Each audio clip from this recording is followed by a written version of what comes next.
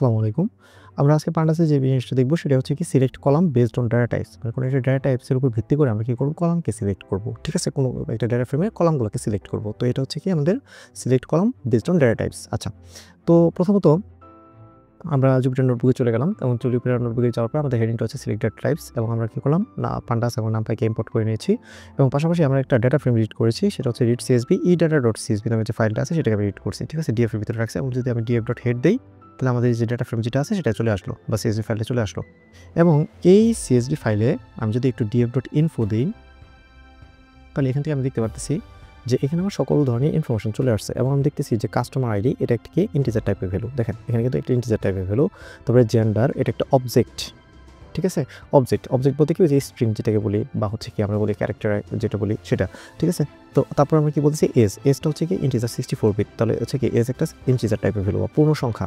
তারপর সিটি একটা কোন টাইপের ভ্যালু? অবজেক্ট টাইপের ভ্যালু। তো এটা হচ্ছে কি যে সিটিতে হচ্ছে নিউ ইয়র্ক, লস অ্যাঞ্জেলস এগুলো কি একটা অবজেক্ট। তারপর হচ্ছে কি মেম্বারশিপ টাইপ এটাও কিন্তু একটা অবজেক্ট। তারপর টোটাল স্পেন্ড কত টাকা স্পেন্ড করলো সেটা কিন্তু এই যে দশমিকে আছে। তাহলে দশমিকে থাকলে সেটা হচ্ছে কি ফ্লোট টাইপের ভ্যালু। আইটেমস পারচেসড এটা কিন্তু ইন্টিজার টাইপের ভ্যালু। তাহলে এইভাবে আমাদের সবগুলা ক্ষেত্রে আমরা দেখতেছি যে আমাদের যতগুলো কলাম আছে এই যে এই ডাটা ফ্রেমের মধ্যে যতগুলো কলাম আছে এই কলামগুলোর উপর ভিত্তি করে আমাদের কি আছে যে এগুলোর হচ্ছে ডাটা টাইপস আছে বা ডাটার ধরন আছে বা তথ্যের ধরন আছে যে এই কলামের তথ্যের ধরন কেমন। যেমন আমি বলতেছি জেন্ডার কলামের তথ্যের ধরন হচ্ছে অবজেক্ট এবং আমি বলতেছি যে আমাদের এজ কলামের তথ্যের ধরন কীরকম সেটা হচ্ছে ইন্টিজার বা পূর্ণ সংখ্যা। এই যে ইন্টিজার বা পূর্ণ সংখ্যা এবং জেন্ডার কলামের ক্ষেত্রে বলতেছি আমরা অবজেক্ট। এখন আমি এই যে অবজেক্ট তারপর হচ্ছে এই যে ইন্টিজার তারপর হচ্ছে কি এই যে ফ্লোট এর উপর ভিত্তি করে আমরা কি করতে পারি ডাটাকে সিলেক্ট করতে পারি বা কোনো ডাটা ফ্রেমের কোনো পার্টিকুলার কলামকে সিলেক্ট করতে পারি। সেটা কীভাবে করতে পারি?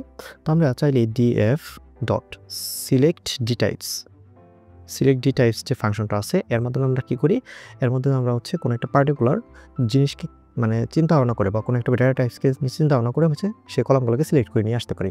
যেমন আমি যদি আমার ডাটা ফ্রেমকে আরেকবার একটু দেখি যে df.head এবং তিনটা ডাটাকে দেখতেছি এই যে ধরুন আমি শুধুমাত্র এখানে যে ডাটাগুলো আছে বা যে কলামগুলো আছে এই কলামগুলোর মধ্যে যেগুলোতে নিউমেরিক ভ্যালু আছে নিউমেরিক ভ্যালু বলতে কি সেটা হচ্ছে দশমিক হতে পারে ইন্টিজার হতে পারে সেগুলোকে দেখতে যাচ্ছি। তাহলে আমি কী করবো আমি লিখলাম যে df.select dtypes তুমি সেই সকল ডাটা টাইপসকে সিলেক্ট করো বা সেই সকল কলামকে সিলেক্ট করো যেগুলো ডাটা টাইপস হচ্ছে যেগুলো ডাটা টাইপস হচ্ছে include is equal to number. তারপর আমি বললাম তুমি ডিএফ এবং যে ডাটা ফ্রেমটা আছে তার ভিতরে কী করো সেই সকল ডাটা টাইপসকে সিলেক্ট করো বা হচ্ছে সেই সকল কলামকে সিলেক্ট করো যার ডাটা টাইপস হচ্ছে নাম্বার। ঠিক আছে? বা নিউমেরিক ভ্যালু আছে। তো আমি এখানে কী করলাম জাস্ট নর্মালি যে রান করলাম এবং দেখেন আমাকে শুধুমাত্র এই যে কাস্টমার আইডি তারপর এজ তারপর হচ্ছে যে টোটাল স্পেন্ড তারপর হচ্ছে আইটেমস পারচেসড এটা তারপর হচ্ছে অ্যাভারেজ রেটিং এটা তারপর হচ্ছে ডেজ সেন্স লাস্ট পারচেস এটা দেখাচ্ছে এবং যেগুলোতে হচ্ছে আমাদের কী আছে ক্যাটাগরিক্যাল ভ্যালু বা হচ্ছে কি আমাদের অবজেক্ট ছিল সেগুলোকে কিন্তু সে হচ্ছে এক্সক্লুড করে দিয়েছে। তো এখানে স্বাভাবিকভাবে আমরা চাচ্ছি কি যে আমরা চাইলে এইভাবে আমাদের ডাটা ফ্রেমের ভিতরে শুধুমাত্র নিউমেরিক ভ্যালু যেগুলোতে আছে সেগুলোকে আলাদা করে ফেলতে পারি। তখন যদি আমি এর উপর মিন অ্যাপ্লাই করি এই যে মিন সেগুলো শুধুমাত্র কি এই যে এই কলামগুলোর উপরে আমাদের মিন দিল যে customer ID as total spend item purchase কেননা ক্যাটাগরিক্যাল ডাটার উপর মিন দেওয়া পসিবল না এখানে মুড দেওয়া পসিবল কিন্তু মিন তো আর দেওয়া পসিবল না। তাহলে চাইলে এইভাবে আমরা কী করতে পারি আমাদের ডাটা ফ্রেমের ডাটা টাইপসের ভিত্তি করে কলামকে সিলেক্ট করতে পারি। এখন আমি যখন অবজেক্ট টাইপের ডাটাগুলো চাচ্ছি জাস্ট আমি তাহলে কী করবো এখানে ইনক্লুড ইজ ইকুয়াল টু নাম্বারের পরিবর্তে লিখতে হচ্ছে অবজেক্ট। তাহলে দেখেন সে আমাকে শুধুমাত্র অবজেক্ট টাইপের যে কলামগুলো আছে সেগুলোকে রিটার্ন করতেছে জেন্ডার তারপরে সিটি তারপর হচ্ছে মেম্বারশিপ টাইপ তারপর স্যাটিসফ্যাকশন লেভেল। তো এগুলোকে সে আমাকে রিটার্ন করলো আর বাদ বাকি যে নিউমেরিক কলামগুলো ছিল সেগুলোকে সে কী করছে বাদকে দিয়ে দিয়েছে। তো এইভাবে চাইলে আমরা খুব সহজেই আমাদের কন্ডিশনের উপর ভিত্তি করে আমাদের দরকারের উপর ভিত্তি করে আমরা হচ্ছে কি ডাটা টাইপসের উপর ভিত্তি করে বিভিন্ন কলামকে সিলেক্ট করে ফেলতে পারি। আচ্ছা এখানে ইনক্লুড প্যারামিটারকে দেখলাম আরেকটা প্যারামিটার আছে সেটা হচ্ছে এক্সক্লুড। আচ্ছা আমরা যদি এক্সক্লুড প্যারামিটারকে দেখি সাপোজ ধরেন আমি কী করলাম ইনক্লুড ইজ নাম্বার দিচ্ছিলাম নাম্বার দিচ্ছি এই যে নাম্বার আমি বললাম যে আমার নাম্বারকে ইনক্লুড করো সে কিন্তু শুধুমাত্র নাম্বার যে নিউমেরিক ভ্যালু আছে সেগুলোকে ইনক্লুড করছে।